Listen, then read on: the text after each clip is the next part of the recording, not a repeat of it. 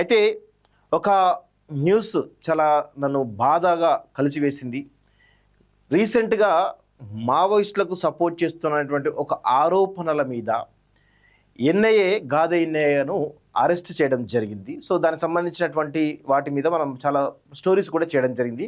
అయితే విషయం ఏందంటే, బాధాకరమైన విషయం ఏంది అంటే, ఈ రాజ్యం చేసినటువంటి కొన్ని దురాఘాతాల వల్ల ఈరోజు గాదే ఇన్నయ్య గారి అరెస్ట్ మరణాన్ని తట్టుకోలేక, లేకపోతే రకరకాల ఇబ్బందులతోటి కావచ్చు, ఆరోగ్య సమస్యలతోటి కావచ్చు, గాదే ఇన్నయ్య గారి తల్లి తెరీసమ్మ నిన్న ఉదయం ఎర్లీ మార్నింగ్ చనిపోవడం జరిగింది. మొన్న నైట్ అనుకోండి, చనిపోవడం జరిగింది. సో ఇదొక చాలా బాధాకరమైన విషయం. నిన్న కోర్టు కూడా 48 గంటల పాటు కస్టడీ బెయిల్ ఒకటి వారికి ఇవ్వడం జరిగింది. దాదాపు 48 గంటలు అంటే ఈరోజు రేపటితోటి కార్యక్రమాలు పూర్తి చేసుకొని మళ్ళీ ఆయన జైలుకు వెళ్ళేటువంటి పరిస్థితి కనబడతా ఉంది.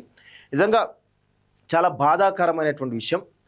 ఈ రాజ్యం చేస్తున్నటువంటి కొన్ని ఏవైతే ఉన్నాయో దురాఘాతాలు అవుతున్నాయో వాటి వల్లనే ఈరోజు తన కొడుకు యొక్క అరెస్టును కూడా కొంచెం ఆమె బాధతోటి, మరి ఆ యొక్క కొంత మానసిక వేదనతోటి, కొంత ఆరోగ్యం క్షీణించిపోయి చనిపోయినట్టుగా మనకు తెలుస్తూ ఉంది.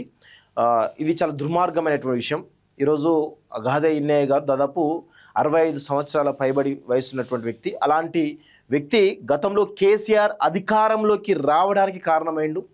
మొన్న రేవంత్ రెడ్డికి అధికారంలోకి రావడం కూడా కారణమైండు. సో వీళ్ళిద్దరూ కూడా కనీసం అంటే గాదే ఇన్నయ్య గారి అరెస్ట్ గురించి ఒక్క మాట కూడా మాట్లాడలేదు. కేసీఆర్ గతంలో అన్నాడు, నక్సలైట్ ఎజెండానే మేము ఇంప్లిమెంట్ చేస్తామని చెప్పేసి కేసీఆర్ అన్నాడు.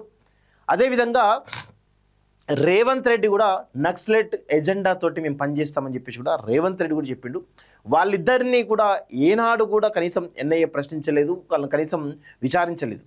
కానీ గాదే ఇన్నయ్య విషయంలో మాత్రం చాలా సీరియస్గా ఆయనను అరెస్ట్ చేసి ఆయనకి ఏమాత్రం మరి సంబంధం లేనటువంటి కేసులో కూడా ఇరికించేటువంటి ప్రయత్నం చేస్తున్నారు. ఒక వీడియోలో మాట్లాడినటువంటి మాటలను తీసుకొని ఈరోజు ఎన్ఐఏ అరెస్ట్ చేసిందంటే ఎంత ఘోరమైన పరిస్థితి తెలంగాణలో ఉందో మనం అర్థం చేసుకోవాల్సిన అవసరం అయితే ఉంది.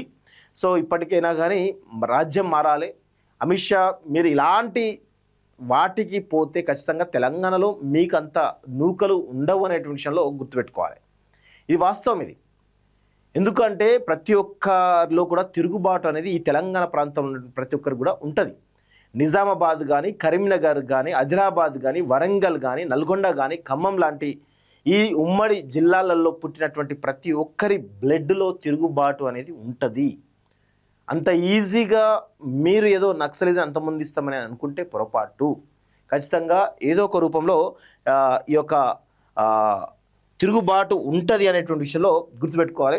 సో ఈ సందర్భంగా నేను ఒకటే తెలియజేస్తా ఉన్నాను, గాదే ఇన్నయ్య గారి తల్లి జరిగిపోవడం వల్ల ఈరోజు వారి కుటుంబానికి, గాదే ఇన్నయ్య గారికి నా ప్రగాఢమైనటువంటి సంతాపాన్ని ప్రకటిస్తూ ఉన్నాను. సో ఇది మిత్రులారా ఈరోజు అప్డేట్. ఒకసారి మనం న్యూస్కి వెళ్ళేటువంటి ప్రయత్నం అయితే చేద్దాం.